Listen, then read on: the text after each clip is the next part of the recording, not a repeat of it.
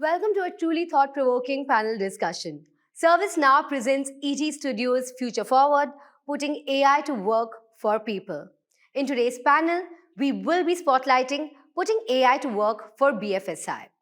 Now, in today's rapidly evolving BFSI landscape, AI is now no longer just a buzzword. It's a transformative force which is reshaping how financial institutions engage, operate, and innovate. From personalized customer experiences to robust risk management, AI is pushing the boundaries of what's possible today. And it's enabling banks and insurers to serve their clients more effectively and efficiently.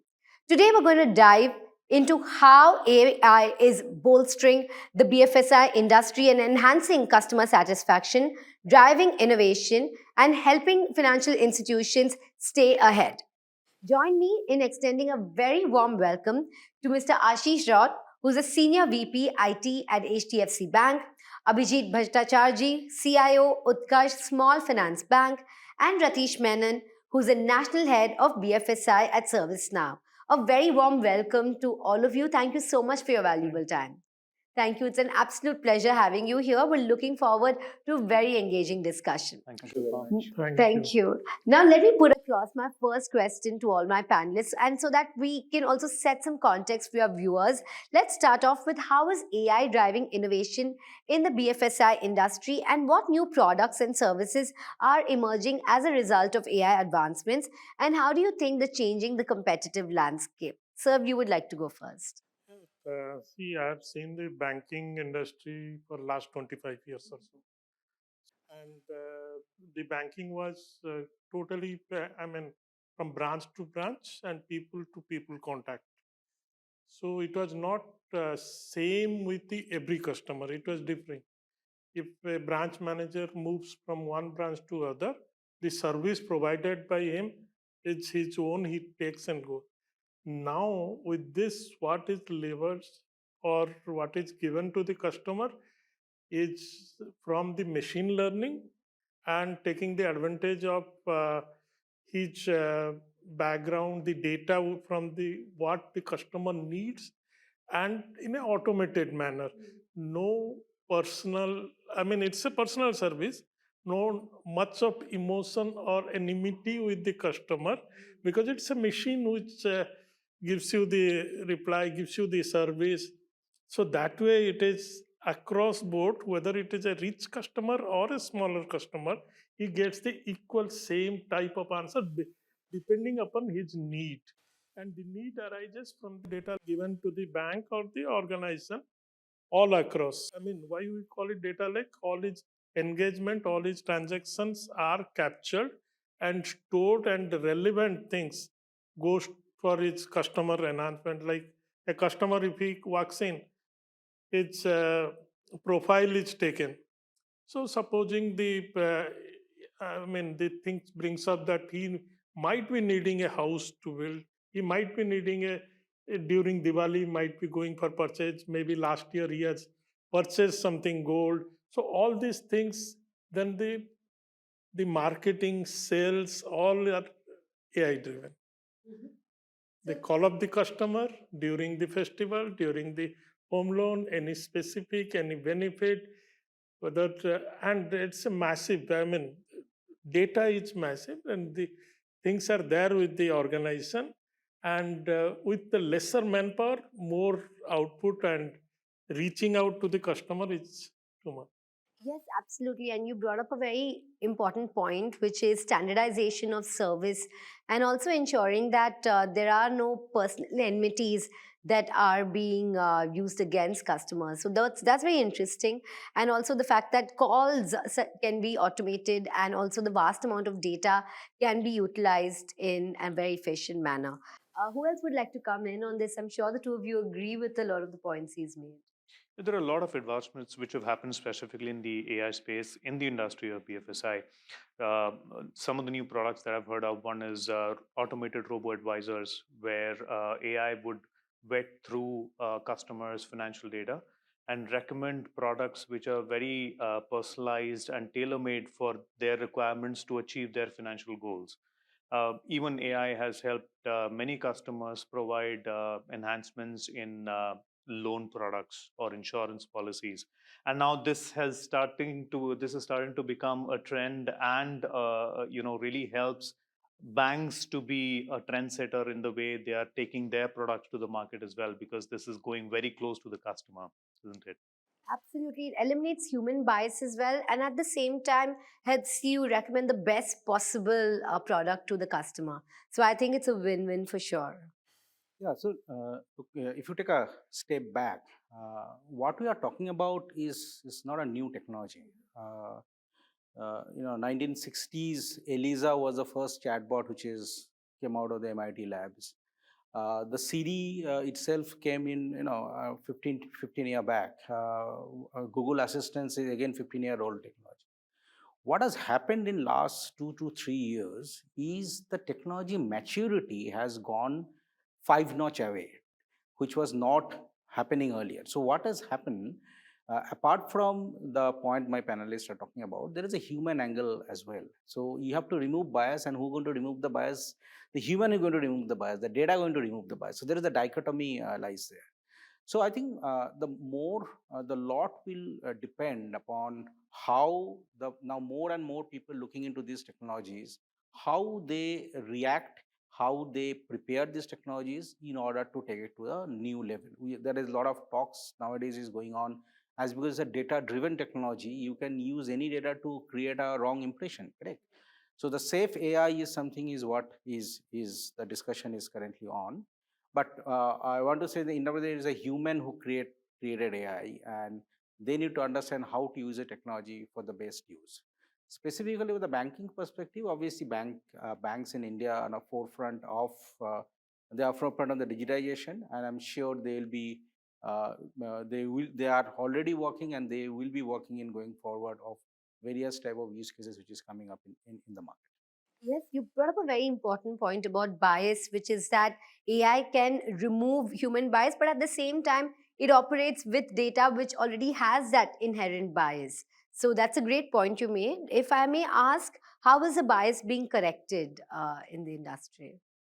So look, it is a continuous process. Okay, if you look in and it start from the input to the output. In a sense, when if you are talking about data, now data come in various forms and shapes. That form and shape need to be corrected and make standardized one. There are a lot of data errors, so a lot of data anomalies. So there have to be a very strong governance process to correct the data. So number two. Number three, and I think this is very much happening in especially Indian market and others.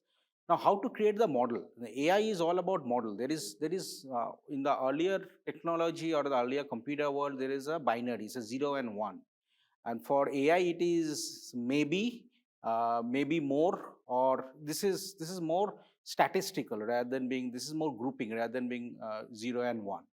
So how you create your model in order to reach to the conclusion you want to do, that I think is important. And here the subject matter expert come into the picture. So they look into the model, and they basis the empirical values available in the system, they try to find out whether the results are completely different or they are reaching toward the conclusion. And then when the new data come, they have supposed to the system automatically supposed to take care of it. The continuous monitoring and innovation is the key in order to get it. So for the input to output, all need to be controlled continuously. Absolutely. Continuous innovation, monitoring, and also the relevant safeguards, as you spoke about safe AI. And I'm sure we'll explore that as we, go further down this discussion. I think the number one step for a proper AI strategy, as Abhijit rightly mentioned, is to have a data strategy first, Mhm. and AI strategy would follow.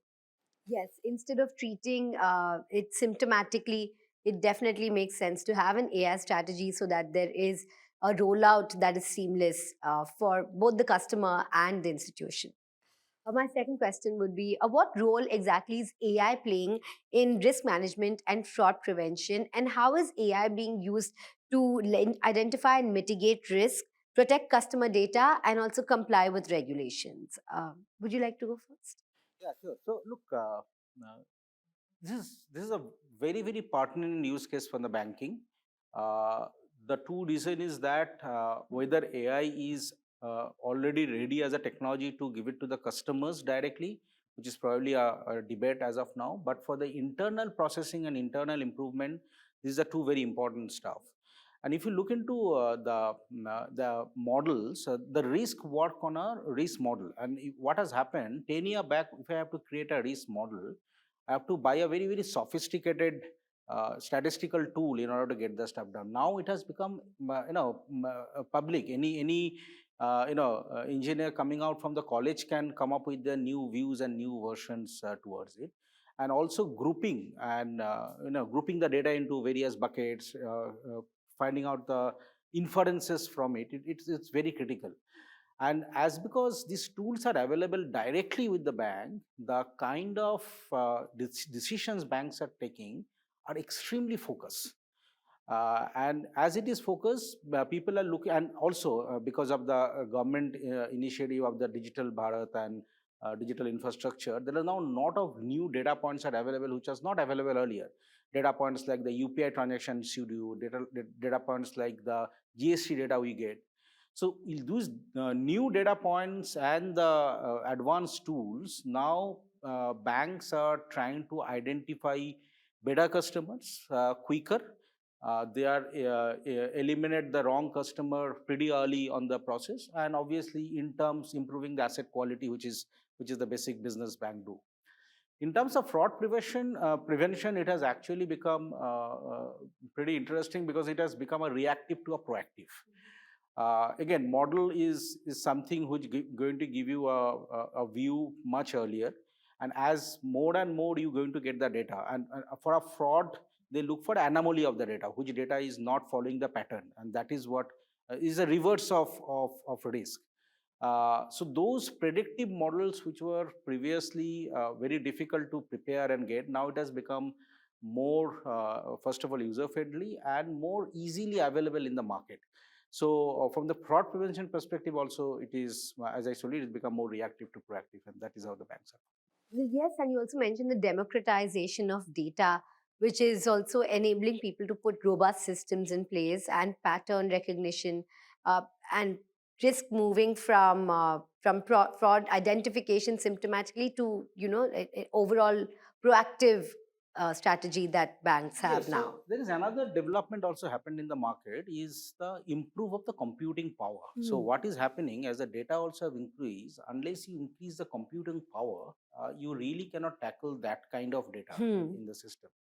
And if you look into the GPUs and all the NVIDIAs of the world who have came in and what they're investing, so they are making those high-end technologies, available to a lot of people down the line, and that people are now less scared to put a lot of data, do analysis of a lot of data, which was not available in the market, 5 years down the line. So that also has a part to play on the overall schema. Yes, AI has made it much more accessible, definitely. That's true. Yes. The technology, it's, coming up, your compute, you are increasing your, but the banking rule norms the compliance level is too high. Take example of now, you call up the call center, you get your balance. So how many touch points? The earlier what was happening, the branch people has to work and get their balances. Now that time the human being knows that he is the customer and he speaks. Here it is not so. First he has to be identified that he is the right person, because otherwise giving a balance to a different computer, suddenly it gives to balance to a different person, then it's a crime. Legal, it's a crime. And giving him some other lead, or even if one brother to another brother, husband to wife, the balances, that's a very small example. But sharing the balances, sharing the financial need or financial status is totally crime. In AI, that is the most valued from the data, who access the data, Yes. how the data are accessed, and how the data is disseminated in the form of information to the Right. customer and to the right customer is the key. Absolutely. And earlier, as you mentioned, some leaks which were happening, such as providing these details to relatives, etc. Now you feel they're definitely mitigated with Yeah. AI for sure. It is not 100% this one. You can't, I mean, no security or risk can be 100% mitigated, but yes, enough checks and balances are there in place which enforces these things. So, in your experience, you've seen a drastic reduction, sir, in these Yeah, sort of almost instances? nil. Oh, Almost nil. excellent. See, you was giving an example of Siri, iPhone.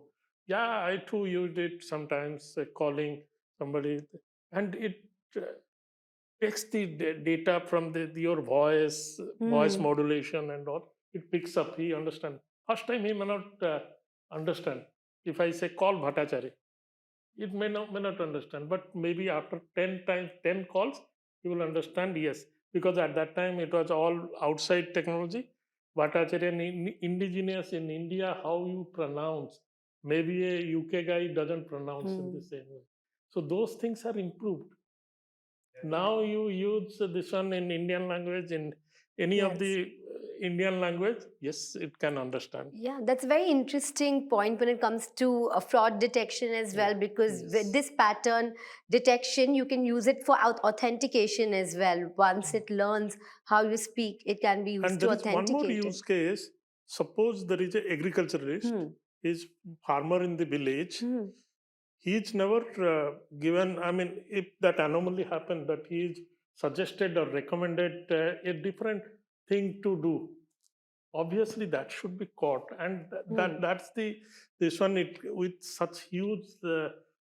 Only artificial intelligence can catch those things. Cannot be a human being by analyzing in a fraction of a second. Relevant because if you were to put this as a use case for artificial intelligence, if you look at fraud detection in itself, I strongly feel it's a beautiful use case because AI is very highly effective when it comes to managing a lot of data in real time. Right? It can actually cross through millions of transactions in real time and provide a pattern analysis and any anomaly which would be associated with that data. For example, as you said, a farmer who's based out of a tier 3 city does transactions of less than 10,000 rupees every month has seen a transaction which is in Thailand or in Phuket in some city for a lakh rupees is clearly a fraud and can go through the next level of scrutiny. Yeah, there it happens. No, even if earlier also it was happening that suppose I am based of Mumbai and I normally do a transaction in any of the city because if I go for some work and all, so data suggests that I move to say 3 cities, never a place like Jamtara, where the most of the fraud happens. And suddenly a transaction takes place through my card or anything. The immediately first now it is or machine calls me, texts me, and also then the human I mean the data is popped up to the relevant guy. He calls immediately before authorizing. I mean, he sells, and it's a couple of minutes or 3 minutes in the night or whatever it is. Is it you, sir, who did it, the transaction? You did booked a this one cab or you booked a air ticket, and your location is. Are you there? So all this type of this one, these are the things which are learned. I mean, whether the guy is really moving to that city over in last 1 year, last 6 months, whether he's really purchasing those things in last 6 months. I agree. And also to your question on risk management and risk scoring also, I think AI has contributed significantly in that space because, for the sheer capacity of the kind of data that AI can help you compute, assigning a score depending on multiple parameters specific to a customer, like the kind of transactions that the customer has made over the last 6 months, the repayment that the customer has done, multiple external factors like if he's a farmer or rather a logistics guy who's transporting the yield from the crops from a location A to location B, and his livelihood depends on that. So if you are to give a vehicle loan to that individual, the vehicle loan capacity to repay that vehicle loan depends on the crop yield that is there in that location, right? External factors of news, which is around this specific area is hit by a drought, kind of information really helps enhance that risk score tremendously. So the use cases can be, huge, and there are so many that would come into play. I'm sorry, you were saying. And it is unrelated. Yeah. So a small trivia, I was looking into the top paying jobs in last year. The interesting, the top paying job in last year, both in India and as well as US, are guys called prompt engineers. And the Absolutely. prompt engineers are the one who train these AIs. And the knowledge base what we have. So what AI is bringing is what? Senses, correct? Well, binary we already have. The senses is very, very multi-dimensional. We see, we hear, we taste, we feel. So it's a multi-dimensional knowledge you have to get into that data model. So the prompt engineers are the one who is actually bridging this gap, what you are talking about, which rule to create, what to do, and so on and so forth. So the entire world is looking into this. It's not a technology; it's actually human who is actually doing it, and not the technology. Well, absolutely. Like how he mentioned, finding out the sort of updates that are happening with the weather there, the local updates when it comes to a crop, and a farmer who's asking for a loan. It's great because it eliminates risk for him as well, because he may not be able to repay that in the long term, which is not an ideal case scenario for him. So it's definitely helping both the lender and the person on the other side. So I think it's fantastic indeed. One more thing came to my mind. I was associated with the product development and the research work, IIT Kanpur. So what I suggested, and then finally it got developed. It's a nice software. Now, if you are logging into your net banking, this net banking system gives you a log that you're logging in from a different Yes. location or a different IP or a different machine itself. It's not your regular machine. You say yes, it goes ahead. Or sometimes it comes, a password comes to your mobile, you give that password, it logs in. This software, which was developed by these IIT guys, it was a fantastic. When you start typing your password in this one, it takes your data, converts it, and this fastness or the slowness of your password, how you are typing. If you are typing ABCD, with what frequency you are typing, what is the hit you are putting, everything is captured in the data. Maybe after some time, if it differs, like I tell you, this is my password. You type, it detects. It says it is not you. I mean, those are the things, capability of data. I mean, humanly, it is not possible. Somebody has to stand that, okay, he has given his password. But even if he gives a password, that software, that technology now is there, that it detects that, no, it's not you. You are not typing in the same way you have been typing. Just that we are moving from a rule-based engine to an That's AI-based the key. model, which is very relevant, right? Especially you look at anti-money laundering as well, multiple transactions which are happening between accounts, transactions which are happening from one account to high-risk entities. All of those can be identified and flagged by AI. So you don't have to put in a lot of manual effort or effort which were erstwhile rule-based, but a more intelligent model, which is AI-driven model, can substantiate significantly in this space. Absolutely. Because everything comes to the right guy with monitors. So you see, it's great to hear from the service provider as well, and the practical applications of how AI is being used to protect customers at the end of the day. Now, when we always hear that AI is helping to increase efficiency, it's helping you optimize processes, but I would love for you to take that abstraction and give us some practical examples from the BFSI sector. How are back offices being automated, and how is AI actually driving cost reduction and helping productivity gains? Would either of you like to take that? It's it is earlier it was happening that it is saving manpower, and it was not told openly because there are so many, like in union and all earlier. Because I remember at early days, I used to I sat for around 2 months without doing anything because I was threatened that I should not come to the branch for computerizing the banking or transactions. Because that one day, last day of the quarter, half yearly, and this day, the interest calculation is done, and the people they get a kind of a overtime doing that and some kind of a goodies.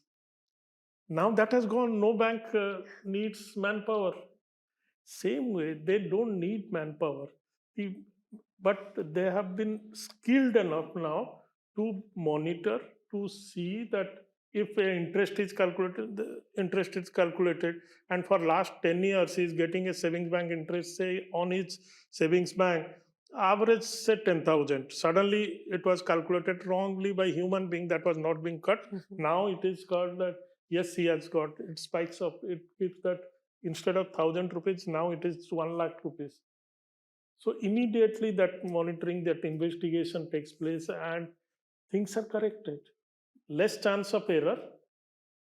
I mean, I'm not saying that knowingly, unknowingly, human errors are eliminated, and it has made the life easier. And it doesn't really reduce the manpower. Rather, a human can upskill their skill sets to be in a different kind of a job. Yes. So look, this is not natural. This happened in any technology. Kamda. The example what he has given is absolutely relevant. When all these unions said, "Okay, look, there will be no job in the bank." There are, the jobs in the bank. It is actually growing. So people have reskilled. What he is essentially saying. But look, this is nothing new. Any new technology comes up, it will going to bring the efficiency in, and the people who are adopted at that point of time on the technology, they, if they don't change, they will feel the heat. The next set of people who are going to come, they are reskilled and they'll adopt it better. Now we need to understand why you are taking the technology. We are adopting a technology to improve efficiency. That is what the key is. What AI is trying to do for us, it is increasing the efficiency to a new level. Okay, so whether AI will go to cut job, maybe initial days, yes, but the people who come reskill, they will be 10x better than the next generation will be 10x better, coming the 10x better productivity goals. So what will happen? The growth of the employee increase will be curtailed. Okay, and once an organization get a guy who have productivity of 10% more, it is better for the organization, better for the profit, better for the overall economy per se. In terms of using specific example on BSFI, look, automation is something BSFI is working for last 15 years. There are very good product in the market who basically doing the automation. Now that automation has moved to a normal automation to a more intelligent automation. In a sense, now they are predicting, in a sense, which job they should focus more in order to get a better return. Again, it coming back to the efficiency and the efficiency point, and which jobs can be kept aside in order to move to a more intelligence centric, human intelligence centric way rather than being a non-human intelligence centric. So again, the advancement from automation to the intelligent automation is that's something it's happening. As the impact, what we are at least seeing for the short term is not reduction, but same workforce becoming more efficient. So that is what we are seeing happen. Well, AI is definitely helping humans move up the value chain, and it's great to see it's happening in the BFSI sector as Very well. correct. See, after all, what is AI? It is artificial. It is not, I mean, human being is 1,000 times better than artificial. And who creates that artificial intelligence? Human being only creates that artificial intelligence. And so obviously, only thing, if I know the creating, or you can call it a process re-engineering, it was engineered, it was created, a code was developed, the calculation was developed. So it was easy at that time. Instead of a calculator, people used to use Excel sheet, and slowly it has improved. The re-engineering has helped in putting the efficiency and quickness, the availability increasing. Everybody's life has become easier, quicker, and the decisions are far better. The efficacy, efficiency has really increased like anything. It's interesting to see these examples coming out of the industry. Ratish would love to hear from you. It's not the first time this is happening, as these two gentlemen mentioned. There used to be a decentralized to a centralized banking approach. There was a core banking system that was introduced, which centralized every transaction which is happening. Otherwise, moving from one branch to another branch, the data that you get from each of those branches used to be different, right? So this is a path of evolution. It is about, if you need 100 people to manage, if you were to use a service use case, if you would need 100 agents to manage entire customer base. Now, probably you were to grow the customer base twofold or threefold, you would still be able to manage that increase in customer base with those same 100 agents. Eventually, what you're doing is increasing the productivity of those agents. So, classic use case of AI-driven chatbot, which has been there for some years now, or the routine questions around account balance, and all of those questions are answered by these chatbot agents, and a live agent comes into play only to manage complex use cases. What is now happening is they are merging it with voice recognition and with sentiment analysis as well. As soon as the customer calls, looking at the sentiment of the customer, or with the message that he is typing on the chat window, looking at the tone of that message, you're able to analyze what is the sentiment of the customer, and you're bumping them up the queue so that a live agent speaks to them quickly rather than keeping them hanging on a chatbot, right? So all of these are enhancements which are happening. I don't think that this would take out any jobs, but it would definitely increase productivity of the agents tremendously. Now, shifting our attention to Gen AI from AI. How specifically is Gen AI transforming the customer experience, and what specific AI powered tools and technologies are being used to personalize interactions, improve customer service, and increase customer satisfaction? Would you like to go first? Yeah, sure. Look, while we are all talking extremely bullish things about AI, so Gen AI is something I'm little. I'll take a little step back. And obviously, there are reasons towards it, and reasons are not technical, not human. Reasons are more to do with reputation, and reason to do more towards legal.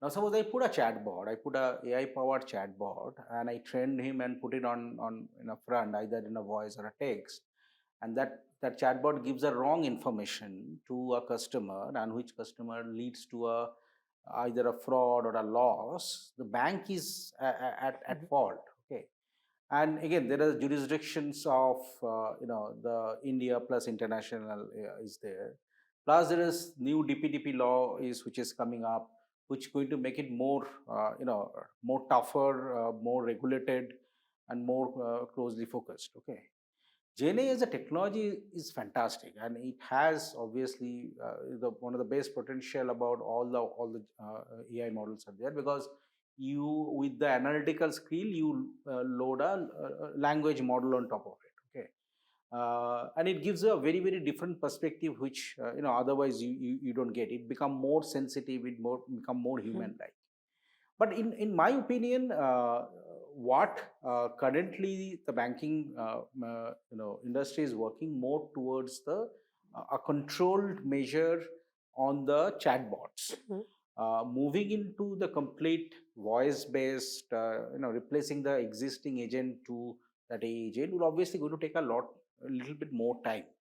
And this time will be used for what? The time will be used mainly for the training of that, understand the language. Okay, so a particular term may be a very good word in say Marathi, but maybe a slang in Rajasthani. Okay, so and these are nuances, and these nuances you cannot teach in day one. Okay, these nuances take a lot of time to teach and come back.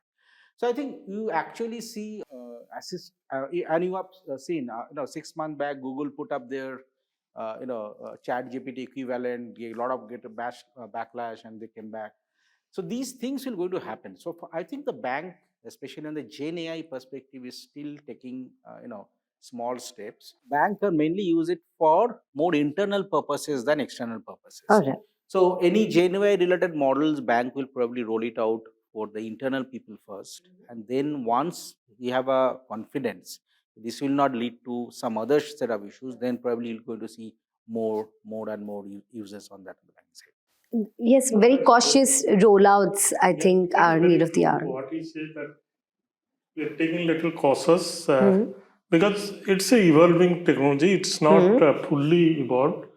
Gen AI is fantastic. I am hopeful that it will stabilize after a few years. It will really stabilize. I mean, reputation, yes.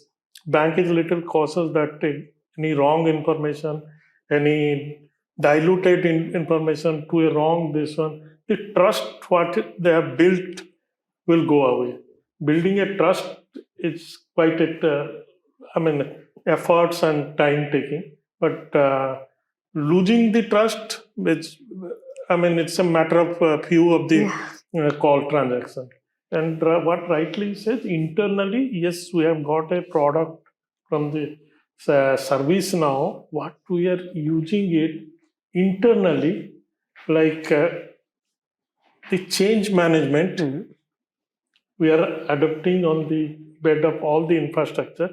And because it's a very huge bank and very complex changes goes every day almost, so it correlates one change and where all it impact, which all application it will impact, and it puts a red flag that there is a change by a group, and this change will impact that, and there is a patching in a particular database, so you don't move that change. So that kind of a change management, we are trying to make that as an internal uh, AI, Gen AI use case, and we are getting good to it. We are able to see that yes, change management, some changes we are putting into the second, I mean, maybe after 2 days, 3 days, and it is helping. That's what, on a tool perspective, yes, I saw it is coming up like anything. The use cases earlier it was happening night 2 o'clock. I'll get a call that okay, this system has gone down. Investigating, bringing up that system, and that too getting 10. Uh, I mean, scolding from various seniors. That has gone down like anything. Now it can be pointed out. What? Just roll back the previous changes. That kind of automation has taken place, which is really helping. And those knowledge, once we are confident internally, we can leverage that to the customer. I mean, outside customer, general customer to leverage the technology from the AI perspective. I agree. But there are some core tenets for Gen AI strategy as well. And as I mentioned some time back, data strategy is the number one priority, right? Selecting the right model is important. Then training the model comes on top of that. All of these parameters really help eliminate the element of hallucinations, which probably might be an element which comes in because of Gen AI. Can be put to rest if you have the right data strategy, you're picking up the right model and you're training the model in a way that gives you the best optimum result. Your question was around customer use cases. There are immense use cases that come into play when it comes to customers as well, because there are vast parameters of data that can be analyzed using Gen AI in real time, as I mentioned some time back. And on top of that, using it through all the channels that the customer has interacted with you on, and then being able to recommend a product which is very specific to what your requirements are some beautiful use cases that can come into play, right? Eventually Gen AI is supposed to do that, to increase the productivity of the agents who are on the calls. Simple use cases like case summarization, where all the conversation that has happened is summarized, and with a click of a button is able to respond to that customer right there and then, rather than putting the customer on hold for 2 minutes and typing that down and sending it back to the customer, right? All of these are some really productive use cases which really help agents and organizations save a lot of money. So I understand the predicament that there's always a step of caution that comes into play when one goes through that big step of Gen AI. But what is important is to ensure that Gen AI is fueled enough to give you the right outcome as well. What I mean by that is ensuring that there is a Gen AI organization-wise Gen AI strategy, and then you're building the building blocks from there and tracking it back and integrating Gen AI with all the relevant systems which will help end customer get one view of data rather than switching between multiple platforms. That's really important to ensure that there is one thread with which the customer is interacting with, and that thread doesn't get lost in transition. Really instrumental in breaking down silos, and I think it's doing a great job of providing that 360-degree view. Yeah. So look, this is very important point. My point specifically is, okay, in order to make it completely face to the world is probably a little bit way. But there are a lot of things also we do. Say for example, on the contact center, we do a lot of quality analysis. Now, the quality analysis is very important for us to see what kind of questions are coming, to understand what are the agent performance and so on and so forth. So we use GenAI for those sort of use cases on which it is a GenAI, but it is giving a productivity report for our internal performance improvement. Okay, and obviously you need a GenAI to actually do that. Okay, or you are giving a prompt to the agent who is actually facing the customer. So what is happening there? There is a final level human check of what the message is going to the customer, and the agent feels, okay, look, this what the GenAI model has brought it in front of me, it is wrong. He'll put it aside and give his own stuff. But at least previously the agent used to take maybe 3 minutes to find the information. Now he's taking 30 seconds. So it's 6x improvement on that count. So these are the internal effectiveness they are on. Whether these will actually come in front of the customer direct interaction or not from the banking perspective. So in the current market scenario, that is not happened yet fully. That's my take. It sounds like it's just a matter of time, though. It is a matter of time. Yeah, obviously. All right, that brings us to the end of our discussion today. But before I wrap, I would love to know from all of you, what is the future outlook for AI in the BFSI industry? What are the emerging trends and technologies that are likely to change the face of the industry as we know it? And what are you most excited about? That probably prediction may not be very feasible. It's kind of a thing 25 years back. Nobody thought that banking will be like this. It's a kind of a English movie, fantasizing something, kind of a thing which was never there. At that time, going to bank, it was a nightmare. You have to prepare yourself, go to the bank and look for where is the AC, try to sit there, wait for your line to come, and then get the access. If you have got the checkbook, correctly signed. That has gone. Even if night 12 o'clock, if you want the fund, you can take a loan. 2 minutes, the loan is disbursed. You can pay it to the hospital. Nobody could visualize that, but slowly it has evolved. Like now, what I see, banking, it is no more a banking. Rather, it has become a technology, complete technology. This one. Earlier, technology was a support function for the banking. Now, banking is like a product, of technology, usage of technology. Okay, so from phygital, you think we might go digital almost? Yeah, something, maybe voice recognition. Now I'm typing something, this one. I might see that I order for a transaction and it takes place. Wherever I am, even if I am I'm taking bath, I can just speak that I need, once I come out of the bath, I need this food to be, and that has to be paid to Zomato or whatever it is. And it's that kind of a thing. Now it may not be that visible, but it will happen. One day it will happen.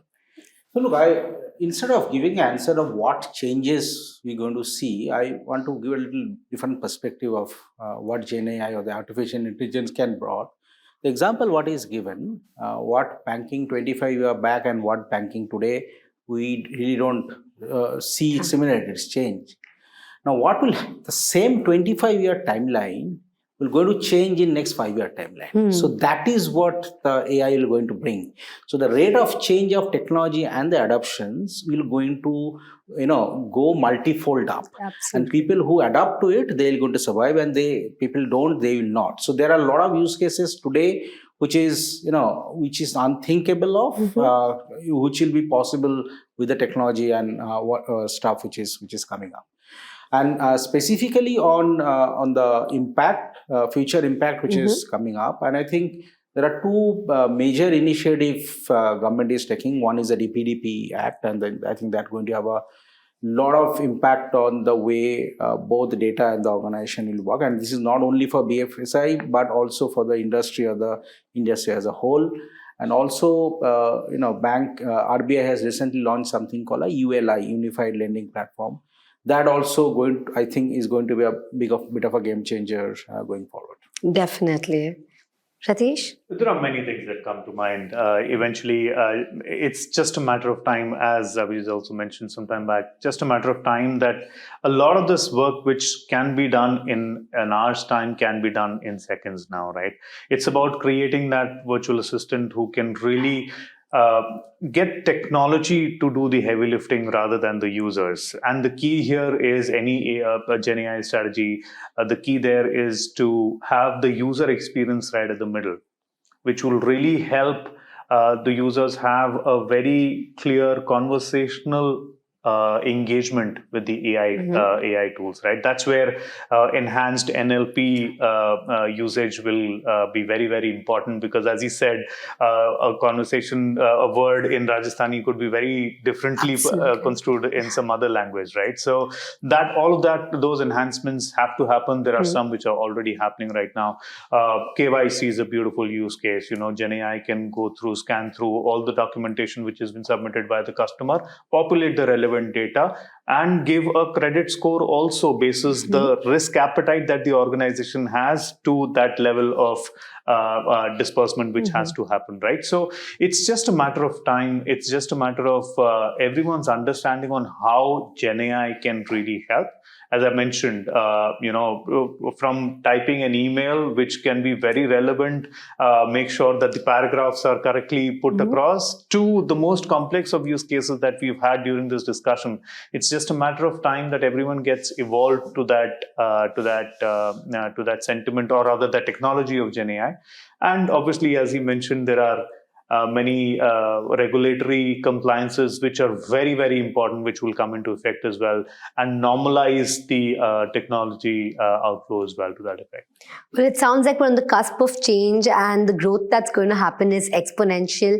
I had a great time listening to those leaders who came with a wealth of experience behind you, and those who are at the forefront of cutting edge technology. I think it's been a great confluence of thoughts. Thank you so much for joining us today. And also thank you so much for watching and being a part of our episode. And remember to stay tuned to Future Forward for more such insightful discussions. Thank you.